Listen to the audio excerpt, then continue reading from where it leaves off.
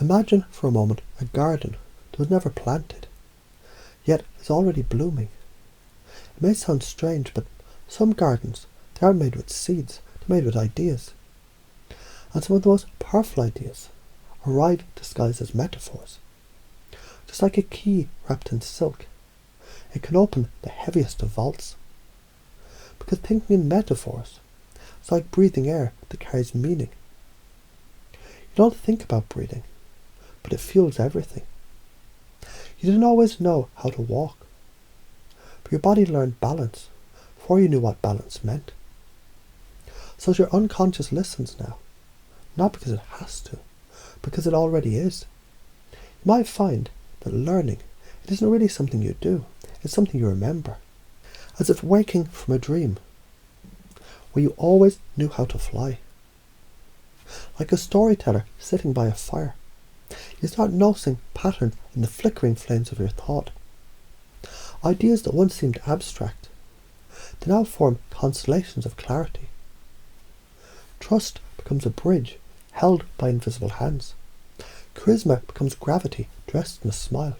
Failure, only a compass turning you towards a richer path. Because people who master metaphor, they don't just describe reality, they shape it. Like a sculptor who sees the angel in the marble before he chisels it. You begin to notice connections that others missed. You see how gratitude creates abundance. Like sunlight pulling flowers from cold earth. How self-discipline becomes freedom. Like a river flowing because it has banks. Did you begin to think like someone who thinks in metaphors? You may find your language becomes a mirror of your power.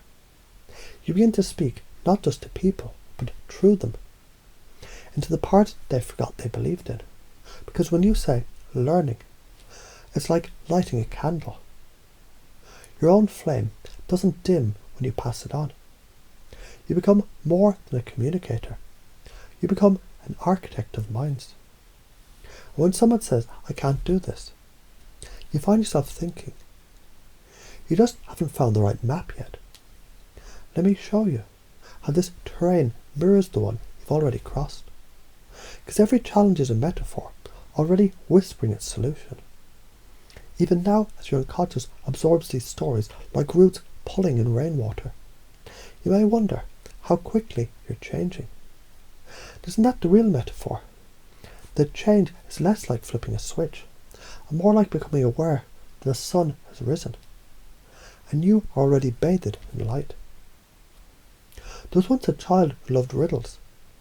She'd sit under trees and ask, what's like time but can't be touched? One day someone answered, a belief. Because beliefs shape time, make it heavier or lighter, just by how you wear them. She grew up learning that failure was only feedback. Like stepping on a twig and realizing the forest tells you where not to walk again. And she began to speak in stories.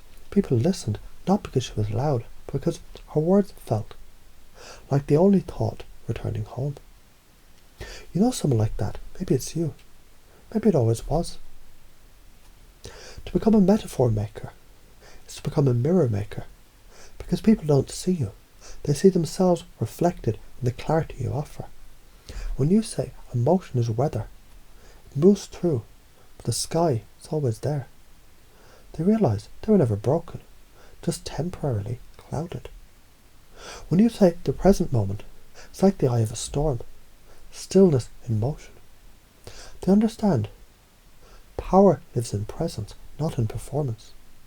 Because everything from charisma to courage, from success to serenity, from connection to confidence, it's just an idea, waiting to be anchored.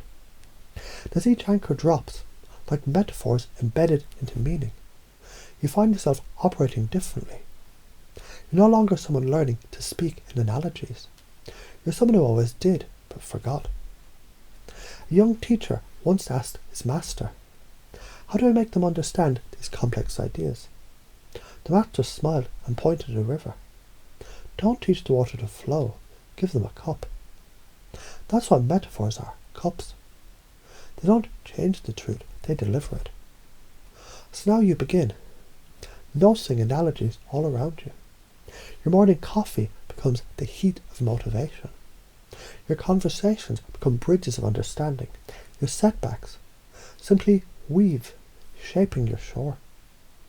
Because your new operating system is metaphorical mastery. And this operating system doesn't overwrite the old, it reclaims it, repurposes it, and reframes it. It's interesting how thinking like this turns problems into puzzles, conflict into contrast, effort into art. How every interaction becomes an opportunity to plant ideas like seeds, not because you're trying to control, because you're inviting minds to bloom. And isn't that what this whole thing has been? A garden blooming behind your eyes. Roots forming beneath the threshold of your awareness. Because from this moment forward, metaphors, they aren't just something you use, they're something you are, like breath, like rhythm, like light filtering through leaves. And the deeper this goes, the more natural it feels. The more natural it feels, the more you realise. This isn't becoming, this is remembering.